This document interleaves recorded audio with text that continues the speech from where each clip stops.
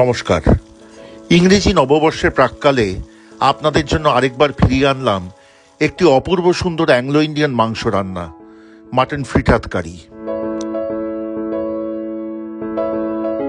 এই রান্নার জন্য প্রথমেই কড়াইয়ে ঢেলে দিন জল, কারণ যদিও মাংসই মূল পদ, এই রান্না কিন্তু শুরু করব আলু ভাজা দিয়ে। জল গরম হলে তাতে খানিকটা নুন দিন এবং ঢেলে দিন মোটা মোটা করে কেটে রাখা আলু। হালকা ভাপিয়ে সেই আলু ছেঁকে তুলে নিন।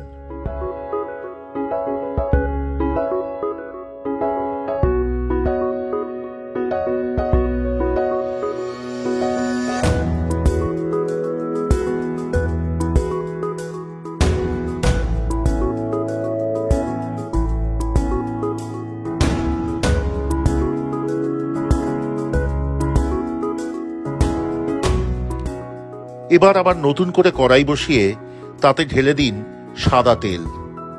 তেল গরম হলে সেখানে ঢেলে দিন আগে থেকে ভাপিয়ে রাখা আলু। সোনালি রং করে ভেজে তুলুন। এই আলু পরে পরিবেশনের সময় লাগবে।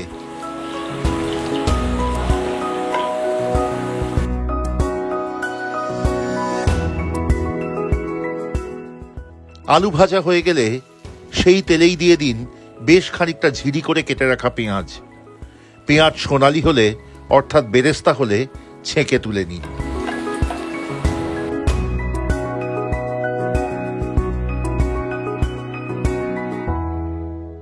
এবার কড়াইতে প্রয়োজন হলে আরও একটু তেল যোগ করুন এবং সেখানে ঢেলে দিন আরও বেশ খানিকটা ঝিরি করে কেটে রাখা পেঁয়াজ।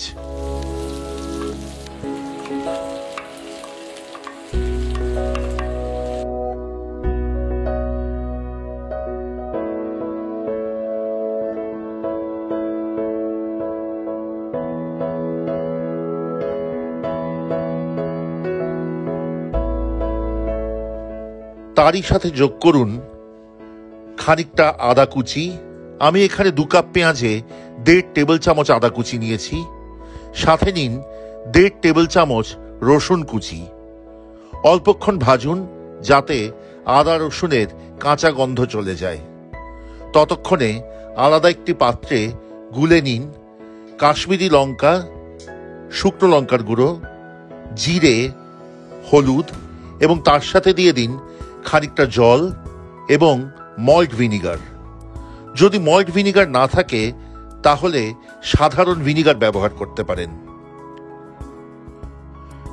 আদা রসুনের কাঁচা গন্ধ চলে গেলে সেই মশলা এবার ঢেলে দিন পেঁয়াজ আদা রসুনের ওপর। এবার কষাতে থাকুন যতক্ষণ না মশলা থেকে তেল ছেড়ে দেয়।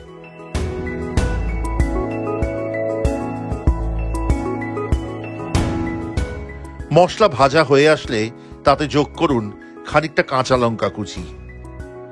কাঁচা লঙ্কা কুচির পরিমাণ নির্ভর করবে আপনি কতটা ঝাল পছন্দ করেন তার ওপর। মশলা কষানো হয়ে গেলে এবার তাতে দিয়ে দিন ছোট টুকরো করে কেটে রাখা মাংস।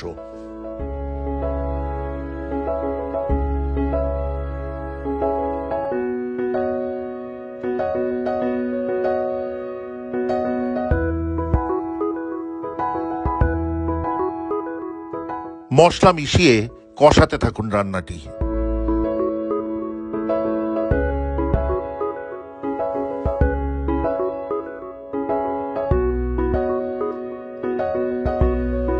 খানিকক্ষণ কষিয়ে নিয়ে এবার যোগ করুন 3 কাপ পরিমাণ জল।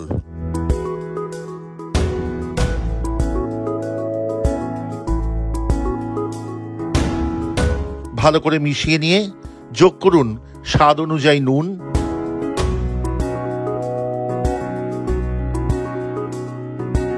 এবং মিশিয়ে নিয়ে আরেকবারও পুরো রান্নাটি ঢেলে দিন প্রেসার কুকারে।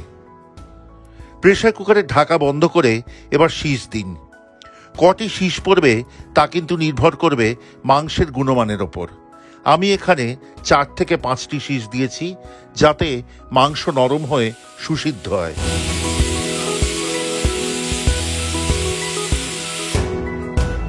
মাংস সুসিদ্ধ হয়েছে, এইবার তা আবার ঢেলে দিন কড়াইয়ে। তার সাথে যোগ করুন 1 টেবিল চামচ পরিমাণ তেঁতুলের কাঠ। এই রান্নাটি কিন্তু টক মিষ্টি মশলাদার স্বাদের এক অদ্ভুত সুন্দর রান্না। এর সাথেই দিয়ে দিন অল্প একটু গরম মশলার গুঁড়ো।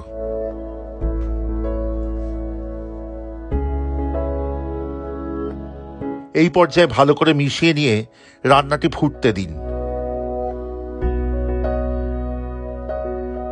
রান্নার ঝোল এই সময় ঘন হতে থাকবে, তখন এতে যোগ করুন চিনি। এই চিনি কিন্তু ভিনিগার এবং তেঁতুলের কাঠের টককে সমতা আনতে সাহায্য করবে। আরও খানিকক্ষণ ফুটিয়ে নিয়ে যোগ করুন আগে থেকে ভেজে রাখা বেরেস্তা। বেরেস্তা যোগ করার পরেই দেখবেন অতি দ্রুত ঝোল ঘন হয়ে এসছে। যখন একেবারে গা মাখা হবে তখন বুঝবেন আপনার রান্নাটি প্রস্তুত। এই রান্না সবচেয়ে ভালো লাগে ভাত, সাথে আলু ভাজা, স্যালাড এবং রায়তা দিয়ে। ওপর থেকে বেরেস্তা ছড়িয়ে দিতে ভুলবেন না যেন।